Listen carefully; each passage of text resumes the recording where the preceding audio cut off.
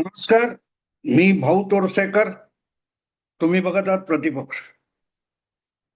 मित्रांनो, तुम्हाला माहिती नसतं किंवा माहिती असतं की तुमच्या हातात जी नोट आहे ती फाटलेली आहे, खराब आहे किंवा चक्क खोटी आहे. आणि अशी नोट तुम्ही कुठच्या तरी दुकानात बाजारात खपवायला जाता आणि पकडले जाता, तेव्हा तुमची जी तारांबळ उडते ना, ती बघण्यासारखी असते. तुमचे चेहरे बघण्यासारखे असतात. कारण तुम्ही जाणीवपूर्वक ती चलनात नसलेली किंवा न चालू शकणारी नोट समोर आणून दुकानदाराची किंवा त्या बाजारातल्या विक्रेत्याची फसवणूक करायला बघताय. म्हणून तुमच्याकडे सगळ्या नजरा आरोपी म्हणून लागलेल्या असतात की हा भामटा आला खोट्या नोटा खपवायला. ही जी अवस्था असते ना, तशी अवस्था मी आज, आणि नेमकी तारीख सांगायची तर 30 मार्च 2026 ची आहे. अनेक मराठी माध्यमामध्ये ज्या प्रकारे आदित्य ठाकरे आणि उद्धव ठाकरे सपत्नीक एका वाढदिवसाच्या कार्यक्रमाला, घरगुती कार्यक्रमाला पंचतारांकित हॉटेलात गेले, त्यावरून मराठी माध्यमांमध्ये हलकल्लोळ माजलेला आहे. आपल्याच थोबाडीत मारून घ्यावं तसं या बातमीवर चर्चा केल्या जात आहेत की उद्धव ठाकरे गेलेच कसे, या वाढदिवसाच्या समारंभाला जाण्याचं कारण काय होतं, बोलवणाऱ्याने बोलवलं असेल, तुम्ही गेलात कसे. हा सगळा जाब जी मंडळी उद्धव ठाकरेंना, आदित्य ठाकरेंना विचारतायत, त्यांना मुळात असा जाब ठाकरे परिवाराला विचारण्याचा अधिकार दिला कोणी. ठाकरे परिवार हा काय तुमचा गुलाम नाहीये की तुम्ही काहीतरी बातम्या रंगवल्या होत्या किंवा तुम्ही त्या बातम्या आपल्या खास म्हणून केलेल्या होत्या, एवढ्यासाठी उद्धव ठाकरे यांचं खाजगी जीवन तुम्ही विकत घेतलेलं नाहीये. ते कोणाच्याही लग्नाला जातील, कोणाच्याही समारंभाला जातील, कोणाच्याही घरी जातील, तो त्यांचा व्यक्तिगत अधिकार आहे. पण ते एका पक्षाचे प्रमुख आहेत, एका पक्षाचं राजकारण ते करतात. आणि त्या पक्षाचं राजकारण करत असताना त्यांनी कोणाशी कसे संबंध ठेवावेत हे ठरवण्याचा अधिकार माध्यमातल्या काही ठराविक पत्रकारांना त्यांनी दिलेला नाही, किंवा कुठल्याही कायद्याने असा कुठलाही अधिकार तुम्हाला मिळत नाही. मोहित कंबोज नावाचा एक माणूस आहे, जो देवेंद्र फडणवीस यांचा अत्यंत निकटवर्ती मानला जातो आणि तो व्यावसायिक आहे. भाजप बरोबर त्यांनी बरंच राजकारण केले. अलीकडच्या काळात तो राजकारण आणि प्रसिद्धीपासून थोडा दूर राहिलेला आहे. पूर्णपणे आपला वेळ त्याने व्यवसायावर केंद्रित केलेला आहे. अशा मोहित कंबोजच्या मुलीचा वाढदिवस होता मुंबईतल्या एका पंचतारांकित हॉटेलमध्ये. आणि त्या कार्यक्रमामध्ये अगदी अंबानींपासून अनेक लोक, व्यावसायिक, मान्यवर आलेले होते. मुख्यमंत्री देवेंद्र फडणवीस सुद्धा आलेले होते. आणि तिथे आदित्य ठाकरे गेले आणि म्हणून हलकल्लोळ माजलेला आहे. का जायचं नाही आदित्य ठाकरेंनी?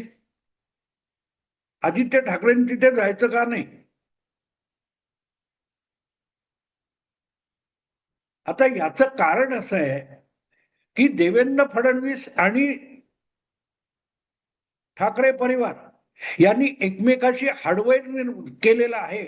ते एकमेकाचं तोंड बघायला तयार नाहीत. असा जो आभास आपल्या खोट्या नाट्या रंगवलेल्या बातम्यांमधून यांनी तयार केलेला आहे, त्यांची तारांबळ उडाली आहे. कारण त्यांची चलनात नसलेली खोटी नोट चव्हाट्यावर आलेली आहे. ठाकरे ब्रँड, आणि एक तर तू राहशील किंवा मी राहीन, हे जे काय उद्धव ठाकरे बोलताना ओघात भावनेच्या भरात बोलून गेले, ते म्हणजे शिवसेनेचं ब्रह्मवाक्य आहे आणि तोच शिवसेनेचा अजेंडा किंवा धोरण आहे असं ठरवून त्यावर रंगून रंगून बातम्या केलेले जे लोक आहेत त्यांची आता तारांबळ उडाली आहे. कारण फडणवीस आणि उद्धव ठाकरे यांच्यातलं जे राजकीय भांडण वगैरे जे काही असेल त्यामध्ये मोहित कंबोज हे एक महत्वाचा मोहरा किंवा प्यादा आहे. विरोधी पक्षनेता असताना देवेंद्र फडणवीसांनी उद्धव ठाकरे मुख्यमंत्री असलेल्या महाविकास आघाडीमध्ये सरकार पाडण्यासाठी जे उद्योग केले आणि अखंड शिवसेनेमधले 40 आमदार फोडून त्यांना पार सुरत मार्गे गुवाहाटीला आणून गोवा मार्गे मुंबईत आणलं आणि सत्तांतर घडवलं होतं. तेव्हापासून एकनाथ शिंदेपेक्षा अगोदर उद्धव ठाकरे, देवेंद्र फडणवीस आणि भाजपच्या नावाने अखंड शिवराळपणा करत होते. पण त्या शिवराळपणाला धोरण म्हणत नाहीत, पक्षाचा अजेंडा म्हणत नाहीत. सत्तेत माणूस येतो, सत्तेतून जातो. एकत्रित निवडणूक लढवून बहुमत मिळवल्यानंतर उद्धव ठाकरेंनी ज्या प्रकारे दगाबाजी केली, निकाल लागल्यानंतर अटी घातल्या की आम्हाला मुख्यमंत्री पद पाहिजे, 2.5 वर्ष आम्हाला मुख्यमंत्री पद पाहिजे, नाहीतर माझे सगळे रस्ते मोकळे आहेत. या दगाबाजीला ज्यांनी उदात्तता आणण्याचा प्रयत्न केला आणि त्यातून महाविकास आघाडी निर्माण केली, त्यामध्ये सगळ्यात मोठा मीडियाचा हात होता. जो माणूस मुख्यमंत्री म्हणून 2.5 वर्ष त्या पदावर राहतो, त्यासाठी मिळालेल्या शासकीय निवासस्थानी राहतो, पण मुख्यमंत्री म्हणून जे मुख्यालय आहे, जे मुख्य कार्यालय आपलं आहे, तिथे 3-4 दिवस सुद्धा फिरकत नाही. त्याला राज्यातला आणि जगातला 1 नंबरचा मुख्यमंत्री. आपलं नाणं कसं बघा, सोन्याचं नाणं आहे. म्हणून तांब्याचं नाणं मिरवणारे जे पत्रकार होते ते आता तोंडघशी पडले. कारण आता उद्धव ठाकरेंनी मोहित कंबोज बरोबर त्या वाढदिवसाला जाऊन, कार्यक्रमाला जाऊन या सगळ्यांचं नाणंच उघडं पाडलेलं आहे. उद्धव ठाकरे हे चलनी नाणं तेव्हाही नव्हतं, आत्ताही नाहीये. पण तरीही त्या शिळ्या कडीला ऊत आणून आणून आणून ज्या बाजारात ते चालवायचा प्रयत्न केला, त्या बाजारात आता हे नाणं मला यांनी दिलं, मीडियाने दिलं असं सांगायचं उद्धव ठाकरेंनी बाकी ठेवलेलं आहे. एक काळ असा होता की मोहित कंबोजची गाडी मातोश्री जवळून कलानगर जवळून जाताना शिवसैनिकांनी त्याच्यावर हल्ला केलेला होता. त्याचं जे कुठे सांताक्रुजला वगैरे घर आहे, त्यामध्ये महापालिकेच्या प्रशासनाकडून काहीतरी कुरापती काढून त्याच्यावर बुलडोजर चालवण्यासाठी सुद्धा डावपेच उद्धव ठाकरेंनी केलेले आहेत. त्याला राजकारण म्हणत नाही, त्याला सूड बुद्धी म्हणतात. नारायण राणे असोत किंवा मोहित कंबोज असोत, त्यांच्या विरोधात प्रशासकीय यंत्रणेचा रोज गैरवापर करण्याचं पाप उद्धव ठाकरे करत होते. तेव्हा हीच पत्रकार मंडळी उद्धव ठाकरेंना डोक्यावर घेऊन नाचत होती, ठाकरे परिवाराच्या पालख्या नाचवत होती. आज तेच उद्धव ठाकरे मोहित कंबोजच्या घरच्या एका समारंभाच्या पालखीला खांदा द्यायला पोहोचले, तेव्हा यांच्यावर रडण्याची वेळ आली आहे. कारण यांचं नाणं खोटं पाडलंय. आणि खोटं पाडणारा कोण आहे? तर उद्धव ठाकरे आणि आदित्य ठाकरे. गंमत अशी आहे की महाविकास आघाडी म्हणून जे काय त्रांगडं तयार केलं होतं, त्याला कधीही लोकांचा पाठिंबा नव्हता. लोकांनी, मतदारांनी काँग्रेस आणि राष्ट्रवादी या दोनही पक्षांना सत्तेबाहेर बसवण्यासाठी मतदान केलं होतं. आणि उद्धव ठाकरेंनी दगाबाजी केल्यामुळे जनतेने नाकारलेल्यांना सत्तेवर बसवलं गेलं. त्याचा उदो उदो करण्यामध्ये पत्रकारांचं जे नाणं होतं, नोट होती, ती खोटी पडलेली आहे. आणि आता ती कंबोजच्या प्रकारामुळे तर ती कान पकडला गेलाय, कुठून आणली ती खोटी नोट असं तुमचा श्रोता आणि वाचक विचारायला लागेल. तेव्हा हे खडबडून जागे झालेत आणि उद्धव ठाकरेंना जाब विचारायला लागलेत. पण उद्धव ठाकरे असोत किंवा कोणी असोत, राज ठाकरे असोत, देवेंद्र फडणवीस असोत किंवा शरद पवार असोत, ही मंडळी राजकारण करतात, राजकीय पक्ष चालवतात. ते पत्रकारांनी बातम्या द्याव्यात आणि पत्रकारांचं पोटपाणी चालावं म्हणून कोणीही पक्ष चालवत नाहीत की राजकारण करत नाहीत. त्यामुळे पत्रकारांनी असल्या पाडापाडीच्या आणि कुठल्याही राजकारणामध्ये स्वतःला किती गुंतवून घ्यावं याच्या मर्यादा ठेवल्या पाहिजे. तुम्ही तटस्थ पडखड म्हणता स्वतःला, पण तुम्ही एका बाजूला झुकलेले होता आणि म्हणून सातत्याने भाजप विरोधामध्ये खोट्या नाट्या बातम्या रंगवण्यात तुम्ही रमला होता. आणि आता त्याच लोकांवर आजच्या विरोधी पक्षापेक्षा देवेंद्र फडणवीस हे विरोधी नेता म्हणून किती उत्तम होते हे सांगायची नामुष्की या सगळ्या पत्रकारांवर आलेली आहे. पण त्यापैकी कोणीही उद्धव ठाकरे यांच्यावर ही पाळी का आली? आज त्यांचा पक्ष फोडणाऱ्या मोहित कंबोज सारख्या एका महत्वाच्या व्यक्तीच्या घरी एका घरगुती समारंभाला, घरच्या समारंभाला पंचतारांकित हॉटेलमध्ये जाण्याची नामुष्की का आली आहे? त्याला जितके उद्धव ठाकरे जबाबदार आहेत तितकेच हे त्यांच्या आरत्या ओवाळणारे सुद्धा जबाबदार आहेत. तुम्ही मतदाराला फसवले हे ठणकावून एकही पत्रकार सांगायला धजावत नव्हता. ज्या ज्या वेळेला एकनाथ शिंदेना गद्दार म्हटलं गेलं, ते गद्दार म्हणणारे संजय राऊत असोत, आदित्य ठाकरे असोत, उद्धव ठाकरे असोत, त्यांना कोणा पत्रकाराने ठणकावून विचारलं की मतदाराने युतीला कौल दिला असताना तुम्ही काँग्रेस आघाडीला नेऊन सत्तेत बसवलं, कुठच्या अधिकारात बसवलं? तुम्ही मतदाराशी गद्दारी केली नाही का? एकनाथ शिंदेना गद्दार म्हणणाऱ्या उद्धव ठाकरेंना त्यांचं नाणं कसं खोटं आहे हे सांगायची ती वेळ होती, तेव्हा त्यांचं नाणं कसं झळाळणार आहे, सोन्याचं नाणं आहे असं सांगणाऱ्यांची आज तारांबळ उडाली. आणि म्हणूनच आपल्यावर जे किटाळ येते ते झटकण्याचा जो आटापिटा चाललाय त्यातून उद्धव ठाकरेंना, आदित्य ठाकरेंना आरोपीच्या पिंजऱ्यात उभं केलं जाते.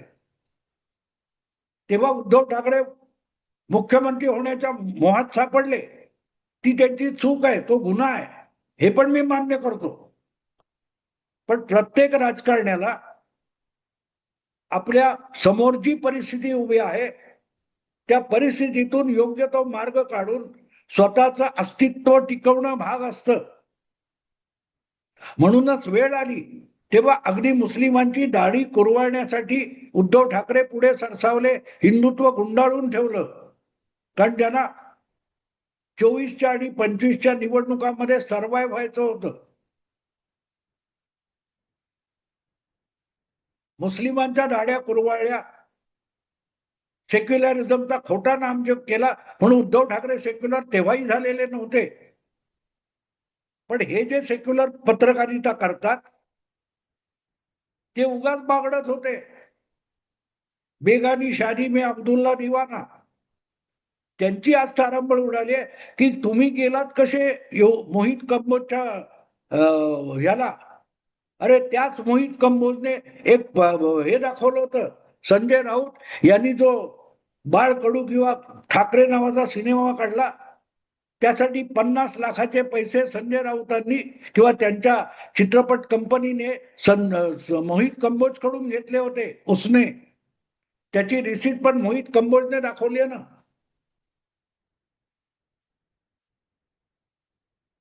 तेव्हा तुम्ही जेवढं म्हणता किंवा तुम्हाला पाहिजे म्हणून मोहित कंबोज आणि उद्धव ठाकरे हे एकमेकाशी हार्डवर्क करणार नाहीत आणि पाळणार नाहीत. कारण त्याला व्यवसाय करायचा असतो, यांना राजकारण करायचं असतं आणि दोघांच्या तडजोडीनुसार आणि गरजेनुसार ते वाकायचं तिथे वागतील, नको तिथे ताठ होतील. पत्रकारांना बातम्या रंगवायच्या म्हणून ना बिझनेस होत ना राजकारण होत, हे पहिलं लक्षात घ्या. तुम्ही बारगळलात, भरकटलात, वाहवत गेलात. उद्धव ठाकरे वाहवले असं मी म्हणणार नाही. उद्धव ठाकरे व्यवहारी आहेत, त्यांना हे सगळं आज करणं गरजेचं असेल तर केलं पाहिजे. आणि वाढदिवसाचं निमित्त निघालं म्हणून सांगतो, आज उद्धव ठाकरे यांच्या राजकारणाची अवस्था काळ दिवस अशी आहे. गेल्या 4, 5, 6 वर्षांमध्ये निवडणुका, राजकारण, सरकार बनवणं, पाडापाडी, जोडाजोडी याच्यामध्ये अशी निघून गेली की पक्ष चालवणं म्हणजे काय हे पत्रकार सुद्धा विसरून गेलेत. आणि आता पुढची 3 वर्ष निवडणुकाच नसतील आणि निवडणुका लढवण्याची क्षमता उद्धव ठाकरे यांच्या पक्षाकडे उरलेली नसेल तर त्यांनी 3 वर्ष करायचं काय? आंदोलन.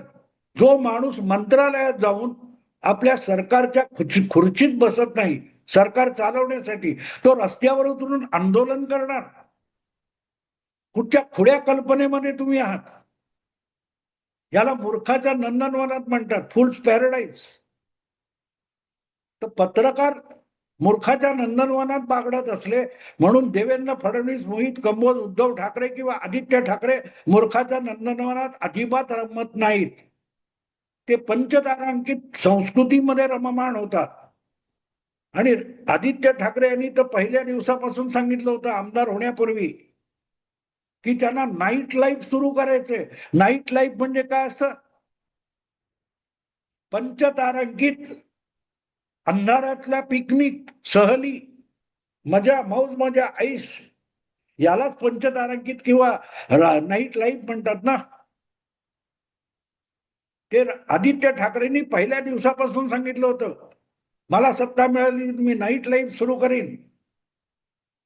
तेव्हा अशा वाढदिवसाला जाणं, पार्ट्यांना जाणं हे त्यांनी कधीही लपवलेलं नाही. आदित्य ठाकरे कोणी त्यांच्याकडे आरोपी म्हणून आता बोट दाखवण्याचं कारण नाही.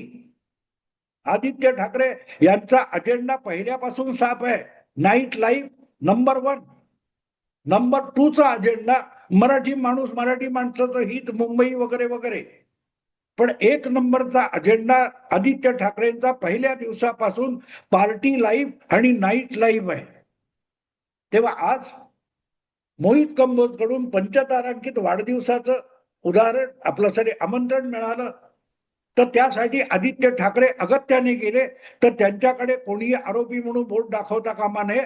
आणि त्यांची काल परवापर्यंत चमचेगिरी करणाऱ्यांनी तर आदित्य ठाकरेंकडे आरोपी म्हणून बोट दाखवण्याचा तुम्हाला अधिकार नाहीये. आम्ही दाखवू. आम्ही आदित्य ठाकरेंच्या, उद्धव ठाकरेंच्या अशा सगळ्या राजकारणावर कडाडून टीका केलेले सतत करत आलेलो. पण गंमत अशी असते, हे स्तुती पाठक असतात ना, आरत्या ओवाळणारे, त्यांची एक गंमत असते की त्यांना ज्यांच्या आरत्या ओवाळल्या त्याच्या अडचणी समजून घ्यायची तयारी नसते. उद्धव ठाकरे यांच्यावर काय वेळ आली? मला आचार्य अत्रेंचे काही शब्द आठवतात. आचार्य अत्रे 60 वर्षाचे झाले तेव्हा दैनिक मराठाचा एक विशेषांक काढायचा होता आणि पुरवणीचं काम करणारा वसंत सोपारकर आणि फोटोग्राफर दत्तू आंबेडकर यांनी साहेबांचे वेगवेगळ्या पोज मधले फोटो काढण्यासाठी 1 तास मागितला होता आणि वेगवेगळ्या अँगल मध्ये बसून, उभे राहून, बोलताना असे फोटो काढले जात होते. शेवटी आचार्य अत्रे इतके खवळले, त्यांच्यावर वैतागले आणि म्हणाले अरे कसले वाढदिवस करताय आता, 60 वर्ष झाली, आता काढ दिवस. आता दिवस कसा ढकलायचा ही चिंता आहे. हे आचार्य अत्र्यांनी केलेली जी कोटी होती किंवा गंमत होती ती मला आज आठवते. आज उद्धव ठाकरेंच्या राजकारणाची अवस्था नेमकी तशी झालेली आहे. 2029च्या निवडणुका येईपर्यंत करायला काही नाहीये. रोजचा दिवस ढकलायचा कसा. एखादा बेकार माणूस असतो, बेड रिडन असतो, त्याला सूर्य उगवणं आणि सूर्य मावळणं यातला वेळ घालवायचा कसा हा फिकीर असते. उद्धव ठाकरेंची अवस्था ती आहे. उबाठा शिवसेनेची अवस्था ती आहे. त्यांच्यासाठी आता राजकारण म्हणजे काढ दिवस आहे. अशा वेळेला कोणी वाढदिवसासाठी बोलवलं, चला एक समारंभ आहे, जरा 4 कॅमेरे आपल्यावर रोखले जातील, चला जाऊया, जावं लागतं. तेव्हा दिवस काढ दिवस होतात. तेव्हा वाढदिवस हे नको तितके मोठे होतात. हे पत्रकारांनी समजून घेतलं तर त्यांना मोहित कंबोजच्या समारंभाला उद्धव ठाकरे का गेले याचं उत्तर मिळू शकेल. मित्रांनो, आता थांबतो. आवडलं लाईक करा, शेअर करा आणि प्रतिपक्षाला सबस्क्राईब करा. नमस्कार.